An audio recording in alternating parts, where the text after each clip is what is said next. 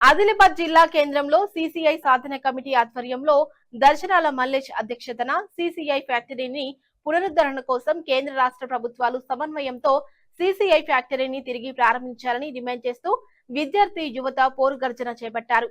ఈ కార్యక్రమానికి ముఖ్య అతిథి ప్రొఫెసర్ కాసిం, విశిష్ట అతిథి జోగు రామన్న రావడం జరిగింది। ఈ కార్యక్రమంలో విద్యార్థి సంఘాల ముఖ్య నాయకులు హాజరై ప్రసంగించారు। ఈ కార్యక్రమంలో విద్యార్థులు, యువకులు, మేధావులు, విద్యార్థి సంఘాల నాయకులు, కార్యకర్తలు పెద్ద ఎత్తున పాల్గొన్నారు। పోరాటం చేస్తే దాని గురించి మీరు వెంటనే స్పందిస్తారు, ట్విట్టర్ లో మెసేజ్లు పెడతారు, సోషల్ మీడియాలో రీల్స్ చేస్తారు। అందుకే మేము అడుగుతున్నాం, ఈ రోజు ఆదిలాబాద్ గడ్డ నుంచి మీరు ఈ దేశంలో ఈ అధికార పార్టీగా ఉన్నటువంటి మీరు ఆదిలాబాద్ లాంటి ఒక ప్రాంతానికి, ఎనబడినటువంటి ప్రాంతానికి యువత కోసం, ఇక్కడ ఈ ప్రాంత విద్యార్థుల కోసం, ఈ ప్రాంత భవిష్యత్తు కోసం మేము అడుగుతున్నాం, సిసిఐని ప్రారంభించమని మీరెందుకు ట్వీట్ చేయరు, మీరెందుకు సోషల్ మీడియాలో మాట్లాడరు? అందుకే ఈ రోజు ఉన్న ప్రధానమంత్రి దగ్గర నుంచి ఈ రోజు ఈ స్థానిక ఎమ్మెల్యే ఉన్నటువంటి బీజేపీ ఎమ్మెల్యే కావచ్చు, స్థానిక ఎంపీ బీజేపీ ఎంపీ కావచ్చు, ఇక్కడ వరకు ఉన్న ఎవరంటే బీజేపీ వాళ్ళు ఎందుకు మాట్లాడరు? ఎనబడిన ప్రాంతం, ఏజెన్సీ ప్రాంతం, అడవుల జిల్లా, ఇలాంటి ఆదిలాబాద్ జిల్లాలో ఒక కేంద్ర ప్రభుత్వ రంగ సంస్థ మూతపడుతూ ఉంటే ఇక్కడ విద్యార్థులకి, ఇక్కడ యువతకి ఉద్యోగాలు రాకపోతే ఈ పాలన చేస్తున్నటువంటి ఈ బీజేపీ ప్రజాప్రతినిధులకి కనీసం మాట్లాడడానికి నాలుక రావట్లేదు। బీఆర్ఎస్ ప్రభుత్వం అధికారంలో ఉన్నది కనుక ఆనాడు ఒకవేళ బీఆర్ఎస్ ప్రభుత్వం చొరవ తీసుకొని ఉంటే ఆ 10 సంవత్సరాల కాలంలోనే ఈ కంపెనీ ఓపెన్ అయ్యేది। ఒకవేళ ఆ రోజు కాకపోయినా ఈ రోజైనా అన్న మేల్కొన్నాడు, చాలా సంతోషం। అన్నకు మనం అందరం ధన్యవాదాలు తెలియజేయాలి।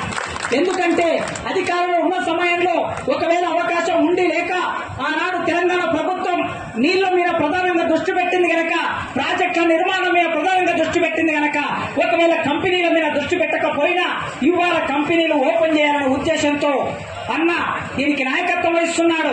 విశ్రమించకుండా మీరు నాయకత్వం వహించండి।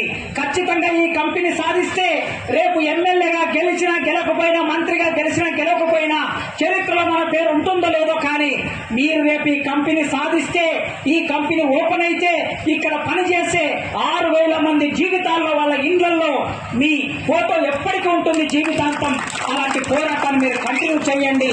కనుక ప్రభుత్వాలన్నీ ఒక రకంగా ప్రైవేటు రంగాన్ని ఎక్కువగా ప్రోత్సహించి ప్రైవేటు వాళ్ళకి అవకాశాలు ఇచ్చి ప్రభుత్వ కంపెనీలు మూతేసుకుంటూ వచ్చారు గనక మీరు మేల్కొనండి।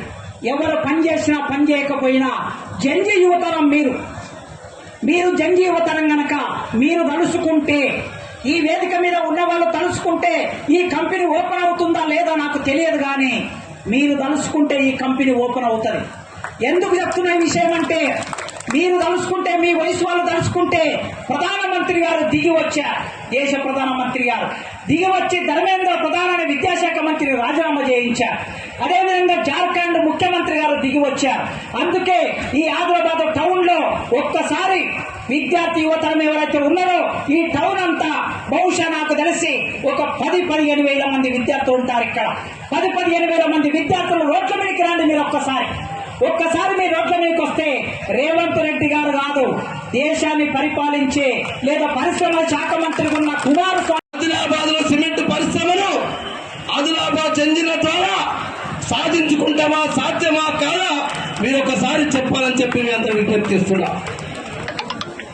ప్రియమైన విద్యార్థులారా, అయితే కాశీం గారు చెప్పినట్టు నేను వారికి ఇప్పుడు చెప్పాను, కేసీఆర్ గారు ఎప్పుడైతే ఉద్యమ నాయకుల్లో మీరు పనిచేసిందో, ఏవైతే తెలంగాణ ప్రాంతంలో ఎన్ని పరిశ్రమలు మూతపడ్డాయో అవన్నీ తెరిపించాలన్న ఉద్దేశంతో ఆ రోజు నేను 2014లో మంత్రిగా ప్రమాణ స్వీకారం చేసిన తర్వాత ఆ రోజు నుంచి నాతోటువంటి మంత్రులు, ఎమ్మెల్యేలు, ఎంపీలు తీసుకొని ఆ రోజే కేసీఆర్ గారు చెప్పారు, సిరిపూర్ కాగజ్ నగర్ లో అది ప్రైవేట్ యాజమాన్యం కింద పనిచేసిన పేపర్ మిల్ ఒకటి మూతపడినది, అట్టనే ఆదిలాబాద్ లో కూడా సిమెంట్ పరిశ్రమ కేంద్ర ప్రభుత్వ రంగ సంస్థ కూడా మూతపడ్డది। ఈ రెండుటిని రామన్న గారు, మీ మంత్రులు మీరు ఎట్టి పరిస్థితుల్లో కేంద్ర ప్రభుత్వ ప్రభుత్వాన్ని ఒప్పియండి, ఆ పేపర్ మిల్ కాదని కూడా తెరిపించమని చెప్తే నేను కాసిం గారికి ఇక్కడ ఉన్నటువంటి మీ విద్యార్థి రంగ నాయకులు చెప్తున్నాం. ఆ రోజు ప్రైవేట్ యాజమాన్యం కాబట్టి మేము అనేక మీటింగ్లు బట్టి సిరిపూర్ పేపర్ మిల్లి మూతబడ్డ దాన్ని కూడా తెరిపించింది కూడా ఆనాడు ప్రభుత్వం అని చెప్తున్నా. ఎందుకంటే మీకు ఒక అనుమానం రావచ్చు, జోగురామన్న మంత్రి ఉన్నప్పుడు ఏం చేసిండ్రు అబ్బాయి, కేసీఆర్ ముఖ్యమంత్రులు ఏం చేసిందంటే 2014 నుంచే మొదలు పెట్టినాం. మీరు చూడండి అక్కడ 14, 15, 16లో 17లోనే అనేక తప్పాలప్పున్నటువంటి కేంద్ర పరిశ్రమల మంత్రి స్వర్గీయ అనంత గీత గారు ఇప్పుడు లేడైనా ఆయన మాట తీసుకున్నాం. మీరు కేటీఆర్ తీసుకురమ్మని చెప్తే 2017లో కేటీఆర్ గారు మీ ప్రభుత్వం ఏం చేస్తారని చెప్తే ఆ రోజు కేటీ రామారావు గారు లేఖ ఇచ్చి ఇగో ఆదిలాబాద్లో మూతపట్టేటువంటి సిమెంట్ పరిశ్రమకు మీరు నడుపుతారా, మీరు నడిపితే ఇప్పుడు తెలంగాణ ప్రభుత్వం వచ్చిన తర్వాత టిఎస్ ఐపాల్ ద్వారా అనేక రాయితీలు ఇచ్చి కొత్త పరిశ్రమలు తీసుకొస్తున్నాం. అట్లనే ఆదిలాబాద్ లో మూతపట్టేటువంటి సిమెంట్ పరిశ్రమ మీ కేంద్ర ప్రభుత్వ రంగ సంస్థ